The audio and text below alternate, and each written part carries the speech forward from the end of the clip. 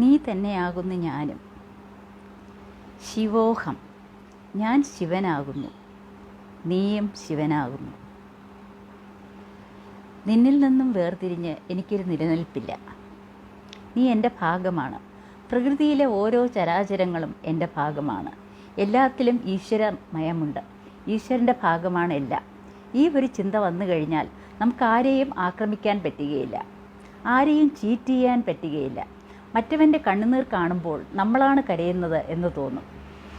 ഈ ഒരു മനോഭാവത്തോടെ, സഹാനുഭൂതിയോടെ മറ്റുള്ളവരെ സമീപിച്ചു നോക്കൂ.